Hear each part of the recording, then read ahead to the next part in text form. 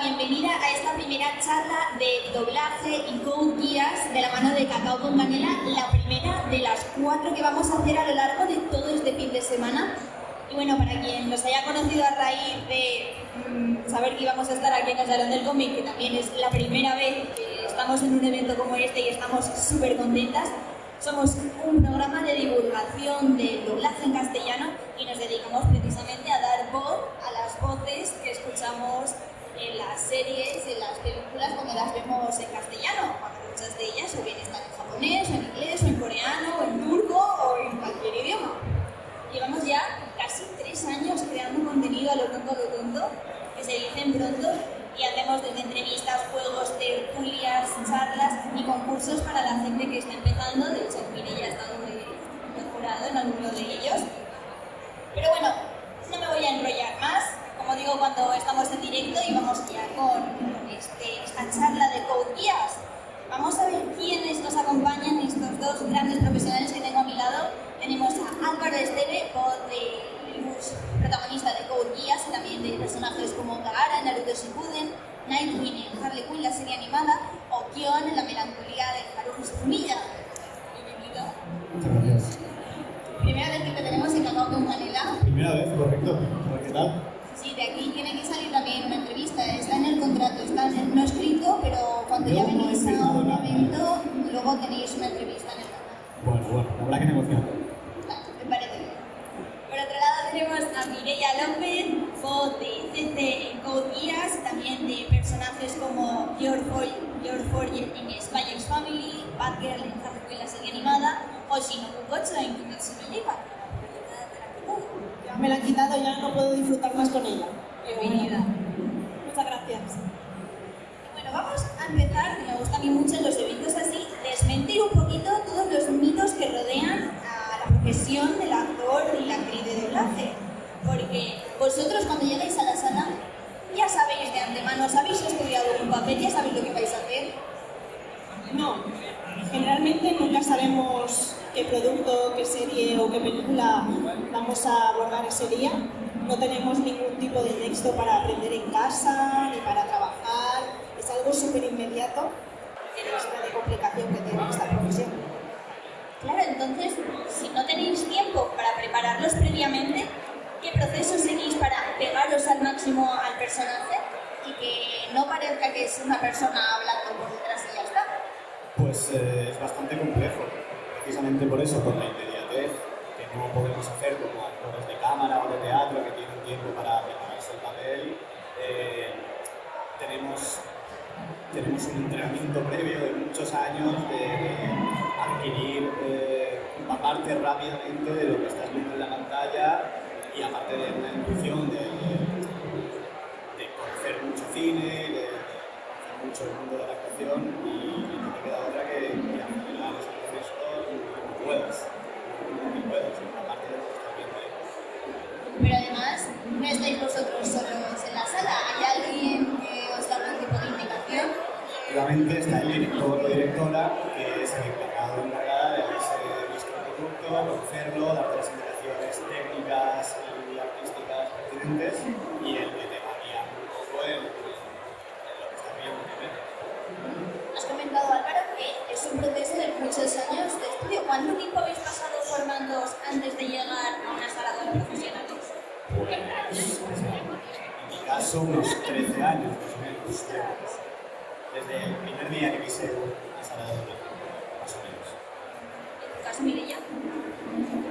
A ver, realmente empezaste a trabajar aún estando aprendiendo. O sea, empezaste como alumno y luego, aunque seguimos formándonos durante mucho tiempo, cuando ven que puedes hacer cositas, te van dando pequeños personajes, intervenciones y oportunidades y entonces comienzas a tener tus primeras experiencias laborales y profesionales.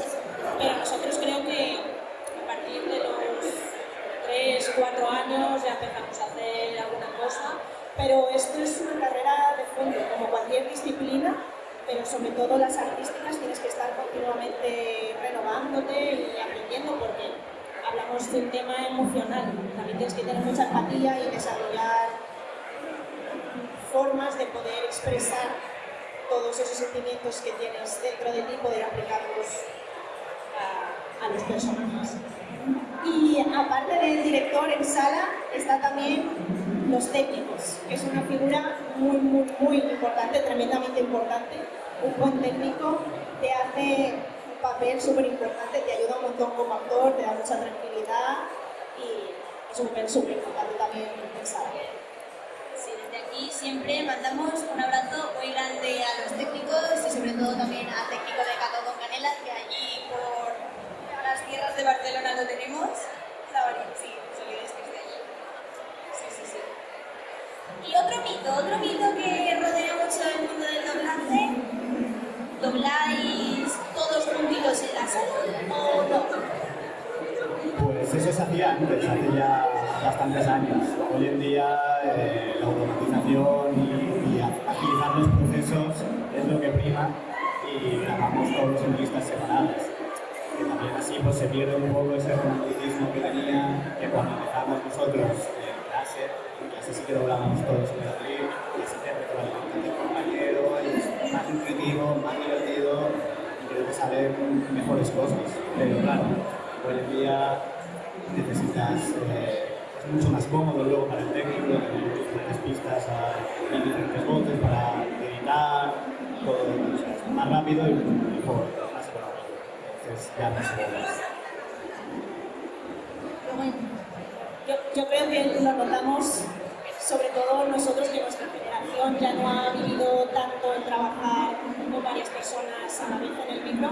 Cuando hacemos ambientes, a lo mejor tenemos que estar 3 minutos seguidos haciendo un ambiente en una cafetería y claro, estás tú ahí solo soltando frases, inventándote una historia, que está la señora de la cafetería contándole su vida a su hermana para que haya ese llama de fondo, que dé realismo a la escena mientras los protagonistas hablan. Y claro, te encuentras un poquito tú sola ahí intentando tirarle una historia y no tienes a un compañero al lado que te dice, sí, pues yo dije, pues yo no sé qué. Entonces es un poco, sí que sería muy guay tener en ese momento un compañero que te esté dando una réplica. Hemos nombrado varios de vuestros personajes, muchos de ellos de animación japonesa, pero de animación al final. ¿Qué tipo de productos es el que más disfrutáis doblar? Pues la verdad que esa es una pregunta muy difícil. Ya no es solo el producto, el tipo de producto, sino el producto en concreto. Hay animes que he disfrutado muchísimo, hay animes que no he disfrutado tanto. También depende del personaje que te puedo doblar. Hay personajes que son chulísimos, que te diviertes una barbaridad, que vas creciendo con el personaje, que son un montón. Y luego otros que no. A mí en concreto, yo soy consumidor de anime desde que era mejorcito, a mí el anime me gusta mucho.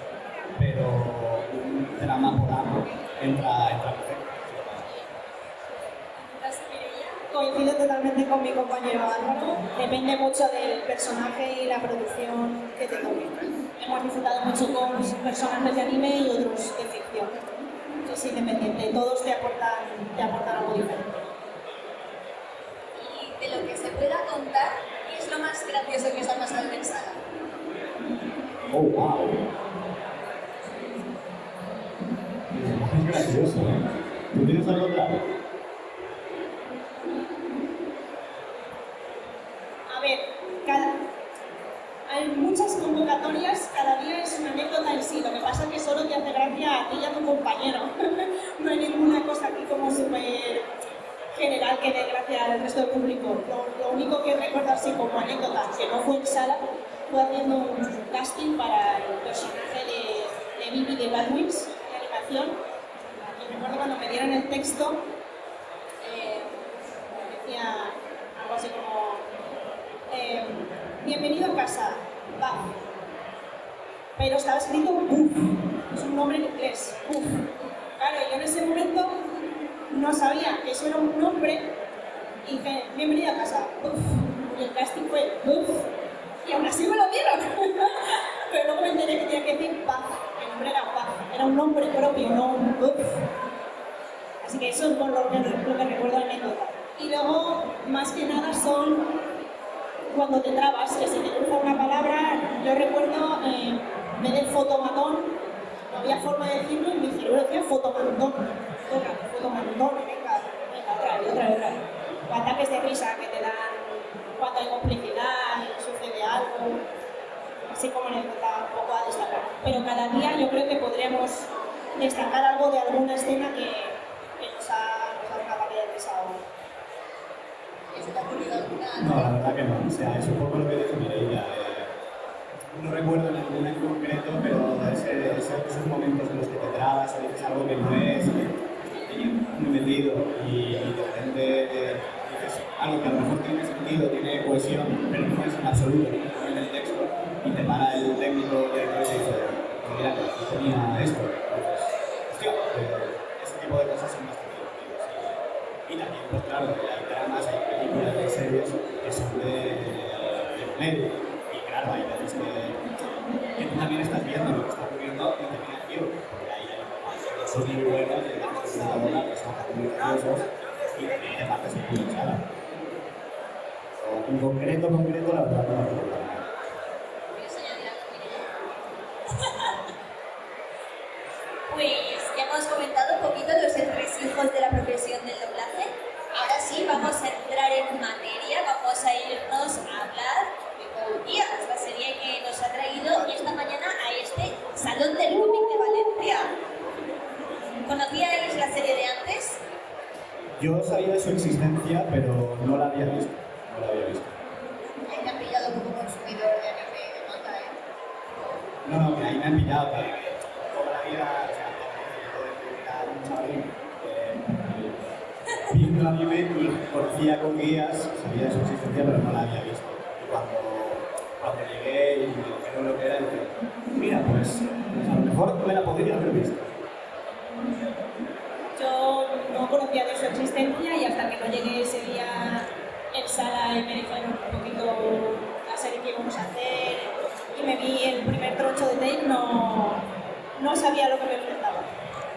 Pero es que además lo curioso con esta serie es que la serie es de 2007-2008 y no se ha doblado hasta hace relativamente poco. ¿Por qué creéis que ha tardado tantos años en llegar en castellano? A ver, estamos sufriendo un boom del anime en España, en el mundo entero. Antes era algo mucho más de nicho, te tildaban de otaku, de que no te luchabas, y hoy en día muchísima gente, casi todo el mundo ha conseguido algo de anime. Bien sea Estudio Ghibli, para alguien menos, pero... Entonces, claro, yo entiendo que hoy en día se ha visto como un producto factible, supongo que también licenciar el anime estaría más barato en su época y lo desconozco, supongo que era los tiros. Sí, yo creo que es un poco que con todo el éxito que está teniendo hoy en día aquí en España el anime, cada vez hay más gente que disfruta del producto, que lo conoce, que se interesa por él, pues están viendo que para que llegue a mucha más gente, pues también que se doble en castellano. Y así hay opción de verlo, tanto en el original como en castellano y puede llegar a todo el mundo. Desde luego. Aparte a todo este auge del doblaje en castellano han contribuido mucho todas las plataformas de video on demand. Netflix, Amazon, etc. ¿Por qué creéis que estas plataformas deberían seguir apostando por el contenido doblado? Hombre, desde el punto de vista empresarial, estoy seguro que le dan mucho dinero. Entonces, desde ahí seguro. Y bueno, por amor al arte y siendo yo fan del anime, pues yo creo que es algo bastante guay a introducir aquí al mundo occidental, la cultura japonesa, que hay muchísima gente que está loca por la cultura japonesa, por la cultura oriental, y yo creo que a todos nos gusta. O sea, a quien no le gusta el anime le gusta el sushi. O sea, Sí, coincido con lo que dice Álvaro. Es un poco como lo que hemos comentado antes, al final, que llegue a todo el mundo, cada vez hay más gente y cuantas más plataformas y más opciones se ven para acceder a ese producto, a las series, a las pelis, en los idiomas, en las culturas, pues mucho mejor, más enriquecido todo. Antes hemos hablado de la figura del director de doblaje, hemos hablado del técnico, pero nos hemos dejado hablar de los ajustadores, que son los que van a hacer que os van a hacer más fácil o más difícil la vida delante del atril. total, o sea, hay ajustes que te dan ganas literalmente de tirarte con un balán. O sea, hay ajustes que son horribles. Y luego hay otros ajustes, hay gente que ajusta muy bien y que gracias a ellos una parte muy fundamental, la serie funciona y los personajes están bien hechos.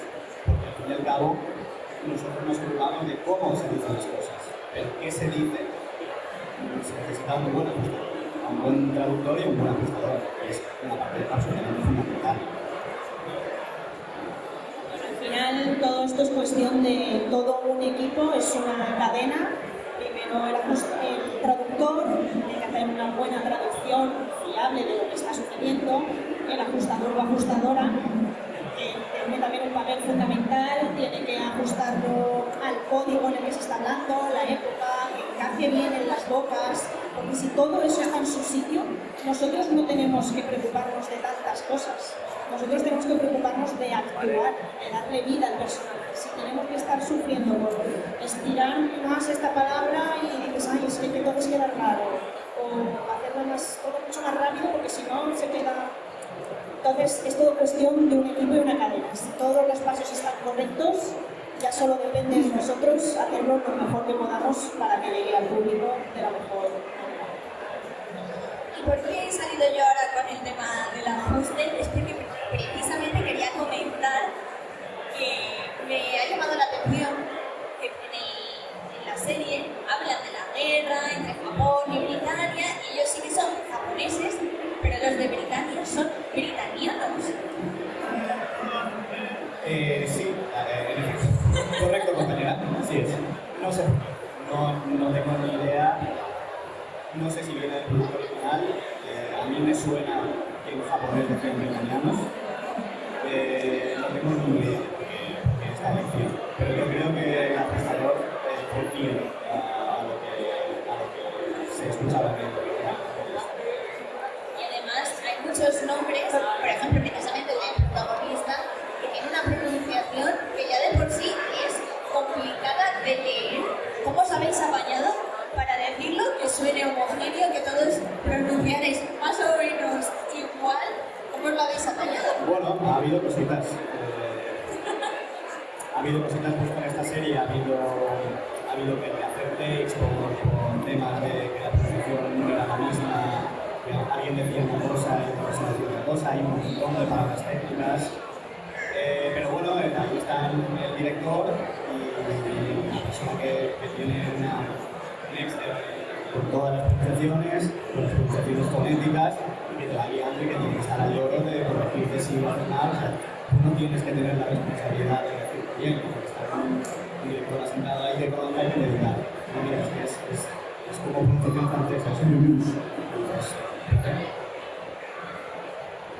Y además justamente con el nombre de Lelouch Lapérouche, recuerdo cuando lo vi por primera vez y digo, ¿esto cómo lo pronuncio? Y menos mal, pues eso que está la figura del director, que tiene una hoja de pronunciación y demás, porque si no, suele pasar en muchas series y películas que, como ahora doblamos, como decía mi compañero, en salas separadas, en pistas separadas, y a veces pues con directores separados, el mismo producto, con directores distintos, a lo mejor si no nos fijamos bien en la hoja de pronunciación, pues alguien pronuncia una cosa distinta al otro compañero, entonces hay que volver a regrabar eso, pero bueno, se regraba y sin problema. Además, en tu caso, Mireia, también es la narradora de la serie, así que tú conociste más antes a tu personaje por su voz que por cómo era físicamente, ¿o cómo fue? Sí, cierto. Yo recuerdo que juraría que el primer tip que hice cuando llegué a sala era toda una página, no sé si era un triple o algo así, que era la narración de CC, comentando todo lo que había sucedido hasta ese momento y lo que empezaba a suceder, cómo empezaba la serie, ¿no? Poner un poquito en contexto de lo que iba a pasar. Y sí, lo que sí que es verdad es que cuando tenemos una voz en off antes de haber visto el personaje por primera vez, si podemos, le pedimos que nos enseñe un take de más adelante para ver físicamente un poco cómo es ese personaje. Y así de, bueno, vale, pues lo tiene un poquito más por ahí, porque al escuchar solo una voz puedes interpretarlo de muchas formas. La intención sí la puedes coger, la intención de lo que está diciendo. pero igual le puedes dar un poquito otra actitud viendo un poco lo que es sus físicos, si es más cómodo ver el personaje físicamente, pero sí que recuerdo que lo primero que supe de ese personaje era la voz que tenía y cómo contaba todo lo que había sufrido. Además, en el caso de tiene muchos cambios de personalidad en tanto en cuanto es cero, es luz, quiere que no sepa la chiquita del cole que él es el que ha organizado toda la parafernalia para que los rebeldes estadounidenses pudieran hacer algo contra el ejército. ¿Cómo llevas el tener que estar cambiando sin que se pierda la esencia del personaje? Es muy difícil y por eso es muy divertido. Pues a mí ese tipo de cosas me encantan. Es muy anime core también. Hay un momento en el que hay un personaje que se está haciendo pasar por luz y tiene su apariencia física y por lo tanto su voz, pero es una chica, tiene otros matices. Entonces, todo este tipo de situaciones en las que estás interpretando al mismo personaje, pero con un background distinto, con un contexto distinto, cuando hay subtexto, lo que tiene que notarse es una cosa, pero lo que está pensando es otra. Todo ese tipo de situaciones interpretativamente son muy divertidas, son costosas. A veces hay que hacer más hincapié en ese tipo de escenas, en ese tipo de takes, estar más tiempo trabajando que otros takes, pero el resultado mola. Es muy divertido como actor, pero es súper divertido. Me ha gustado eso de es complicado y por eso me gusta. Precisamente, o sea, si te gusta lo fácil, vas a aprender muchas cosas. Bueno, aquí siempre van saliendo consejitos, van saliendo reflexiones súper chulas, me encantan. Y yo quiero saber también cuál fue la primera impresión que tuvisteis cuando conocisteis a vuestros personajes, cuando les pusisteis cara. A mí me encantó. Me dijeron que era el protagonista, que tenía que llevar el resto de la serie, eso sí, la impresión. Y no es como si te llaman para hacer a Chico Bola 3, que sí, bueno, a ver, esto tal, qué prueba. No, ver los primeros takes, analizarlo, ver de qué palo va. Yo te digo, yo soy un anime desde hace mucho tiempo, es un estereotipo de anime que conozco, entonces en un principio ya supe por dónde me debería llevar.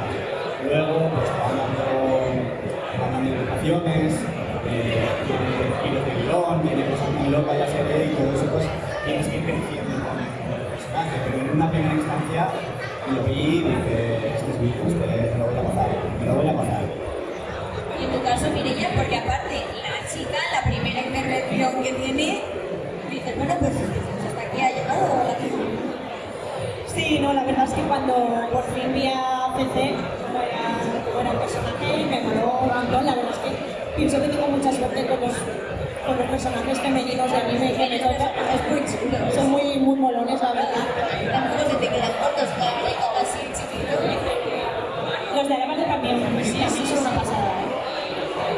Y me gustó mucho también la actitud, sobre todo cuando he ido creciendo con el personaje y sabiendo más sobre ella, porque al principio tenéis una actitud así como más céntrica, más pasota, más pinchándole un poquito a Lulusta, y luego ya vas viendo que tiene mucho peso, mucha historia detrás de muchos traumas y comprendes cómo ha ido llegando hasta esa personalidad que tiene el personaje. ¿Y qué es lo que más y lo que menos os gusta de vuestros personajes? Lo que más, un poco en la línea de lo que comentaba Álvaro, de cosas complicadas, de cómo intentar sacar toda la chicha, todo lo que tiene detrás el personaje, todo lo que ha pasado en su vida y hasta dónde ha llegado. Eso yo creo que es lo que más me gusta, porque te pone en una situación de realización, de intentar sacar lo mejor de ti interpretativamente, y lo que menos, pues no lo sé, yo lo que menos, nada. Igual algún momento, pero ya no de mi personaje, sino que hay aquí, el abrazo que se iban a dar y te dejan ahí con todo el hype, pero de mi personaje la verdad es que me encantaba, me ha gustado todo. Igual yo destacaría lo más complicado de abordar para mí han sido los offs, cuando no veía el personaje y tenía al principio de la serie mucho texto que decir, mucho que narrar, cómo darle la intención sin ver al personaje y demás me parece más complicado que sin verle en los ojos y ver la cara al personaje. Pero eso a mí a nivel personal. ¿Y en tu caso, Álvaro? En mi caso, pues lo que más me gustó del personaje es lo que representaba, la profundidad y complejidad que tiene, no sé, todos los escenarios en los que se desenvuelve, todos los matices que tiene, el tipo de personaje que es también arrogante y... En realidad, Luz es el protagonista, pero según como lo veas, es el malo también. Entonces, hacer malos siempre mola más. A mí, por lo menos, me gusta más. Entonces, pues por eso, la complejidad que tiene y todos los matices, yo creo que es lo que más me llevó al personaje y lo que más he disfrutado. Y lo que menos me parece muy difícil, la verdad, porque ya te digo es que es muy completo el de hacer el personaje. Quizás te diría los discursos, las arengas de guerra y tal, que me vi un poco más descolocado, pero disfrutarlas las disfruté también. O sea, la verdad que en este personaje en concreto no había nada que haya dicho, esta parte no. Ahora es cuando podéis empezar a temblar, porque viene otro bonito, pero viene el juego que tenéis que decir verdadero o falso o contestar a la pregunta. Vale. Oye, viendo ya. Voy a perder seguro. No hay puntuación. ¿Ah, que es un duelo? Sí. Ah. Hombre, no. Venga. La primera es para ti, Álvaro. Vale. Me tienes que decir si la afirmación que te voy a decir es verdadera o falsa. Bush fue elegido como el personaje más popular de los años 2006, 2007 y 2008 en el anime Grand Prix de la revista Anime. Ya son 3 años, ¿eh? Y en esa época había peña dura, estaba Death Note, voy a darle una casa, quiero decir que sí, que verdadero. Es correcto, es verdadero. Muy bien. Lo vi y me llamó muchísimo la atención que 3 años consecutivos. Es un personaje muy querido, ya te digo, yo no había visto el anime, pero conocía que era un anime de grupo. Pues. Mireia, en tu caso, A ver. toca decirme. Responder, no es decir. ¿Cuál es el verdadero nombre del Tekken? Juraría que no se llega a saber, ¿verdad? Creo que se lo digo supuestamente y él me escucha, pero en la serie nadie lo llega a escuchar. Ese era un poquito pillar. Bien. El caso es que, claro, yo recuerdo que me quedé, digo, ay, por fin lo vamos a saber todos y cuando fue abajo. Álvaro, para ti, ¿esta frase la dice o no la dice Luz? Voy a destruir mi familia. Oh. Puede que no sea justo. Lucia que la dice, la verdad. Igual por eso me has querido hacer la 13-14, pero yo diría que sí la dice. Vale.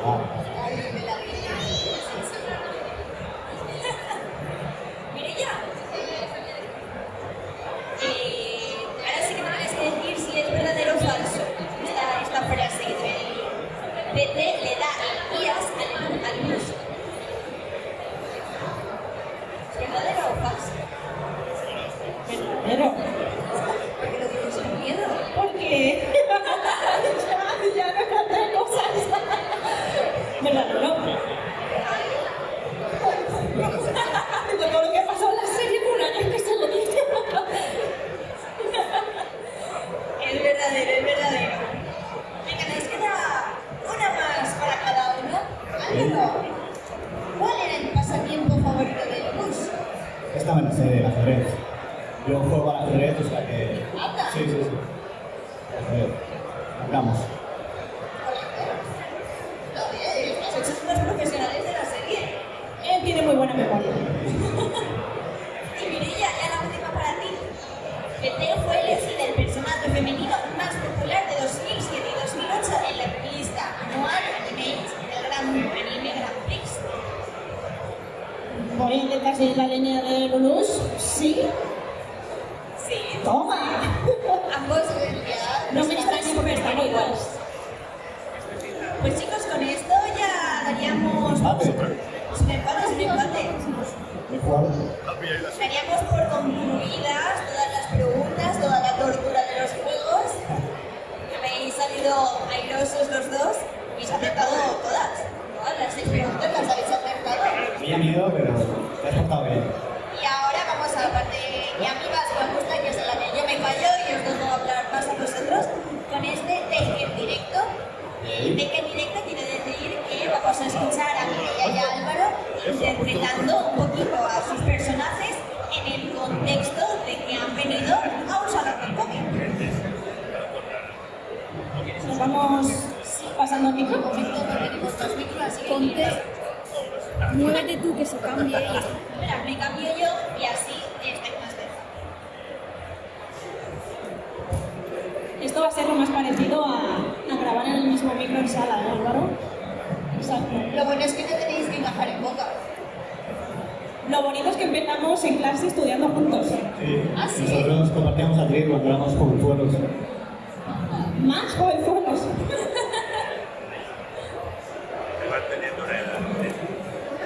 Vaya, Lelouch. Humanos haciendo cola solo para verlos. ¿Qué criaturas tan fascinantes? No están aquí solo por nosotros, Pepe. Están aquí por el símbolo que representamos. La rebelión, el sacrificio, el poder de cambiar el mundo. Ah, por favor. La mayoría solo quiere una foto y un autógrafo.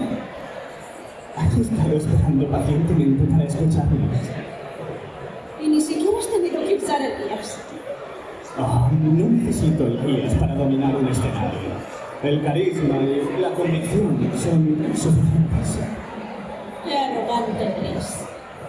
Les recordaré que incluso en un salón del cómic, la revolución puede comenzar con una historia. Tú siempre tan exagerado. Pero supongo que por eso sigue en pie. Vamos, Lelouch. Tu público te espera. Muy bien, entonces que se alce el telón. ¡Chan, chan, chan!